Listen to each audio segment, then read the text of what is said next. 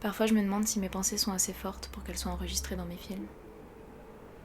Tu sais, les moments où tu penses tellement fort, que ça résonne tellement en toi, qu'il y a tellement que ça qui se passe en toi, que t'as l'impression que tout le monde autour de toi entend. Les moments où il y a une si grande évolution de pensée dans ta tête qu'elle s'inscrit sur ton visage. Tout ce qui te sollicite, tout ce qui te chatouille. Tout ça te fait réagir et te donne une expression nouvelle, comme un événement abstrait qui s'inscrit dans tes traits.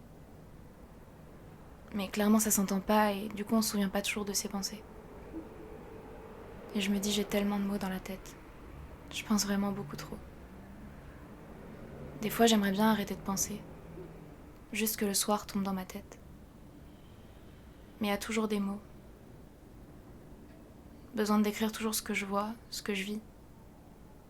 Mais c'est que j'ai l'impression de vivre des images tellement fortes que c'est nécessaire pour moi de les appréhender avec des mots.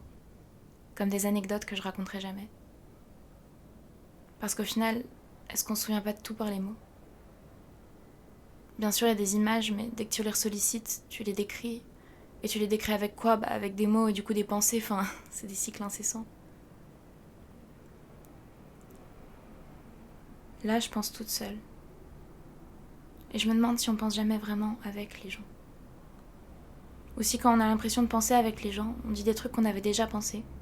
Juste on les a oubliés parce que tu penses tellement de trucs que tu peux pas te souvenir de tout.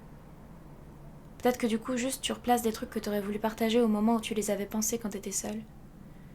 Et du coup, tu dis des choses et tu penses que tu les découvres au moment où tu les dis. Et au final, c'est un truc qui t'habitait déjà.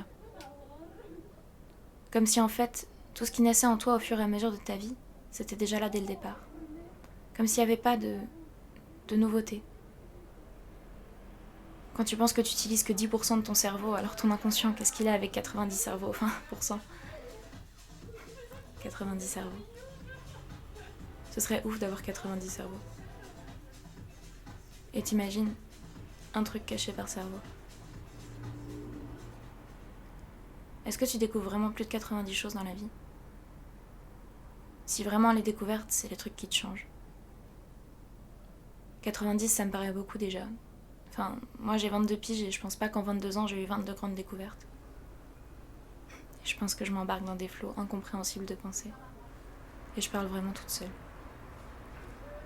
Parce que j'ai envie de parler, j'ai envie de dire des choses. J'ai des pensées qui me traversent, mais je sais pas à qui les dire. Je me sens un peu perdue dans l'univers de moi-même.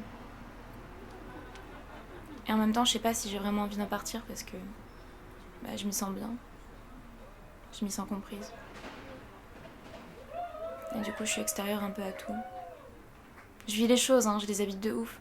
Je me sens pas vraiment extérieure aux situations quand je les vis, mais fondamentalement, il y a comme un truc qui clique pas. Et je sais vraiment pas pourquoi. Et je sais même pas si c'est un truc qui est lié à... Au final, je me dis, c'est vraiment absurde d'essayer de lier les choses à des faits précis parce que chaque fait précis va avoir été lui-même conséquence d'un autre fait précis. Et du coup, au final, la raison, c'est ta naissance. Juste ton arrivée sur Terre.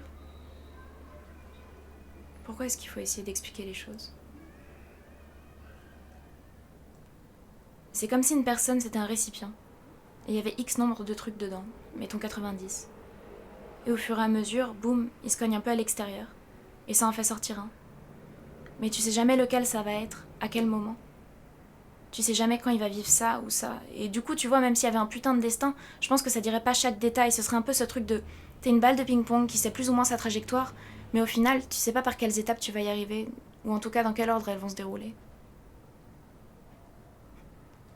Juste là à converser avec moi-même. Il y a tellement de moments où je parle toute seule dans ma tête. Et je sais pas pourquoi j'aimerais pérenniser les choses qui me traversent. C'est fou ce besoin d'éternité. J'arrive pas à accepter que les choses soient pas éternelles parce que, pour moi, une fois qu'une chose est, elle est pour toujours. Pour le toujours de ta vie en tout cas, parce qu'elle est en toi. Même si c'est passé, c'est présent parce que en toi. Et j'arrive à jongler avec tous ces éternels, tu sais. C'est là. Et ça a pas besoin de se manifester. En fait, je pense que l'éternel, si tu le sais, pas besoin d'avoir de faits précis, de preuves régulières. Ou c'est juste stupide comme idée. Peut-être que j'ai juste trop peur des ruptures. Tout ce qui se casse, ça me fait peur.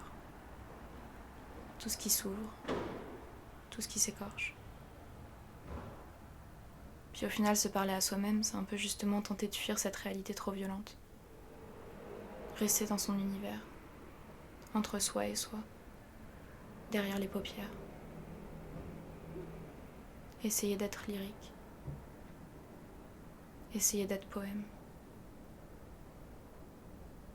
J'aimerais bien être juste un poème.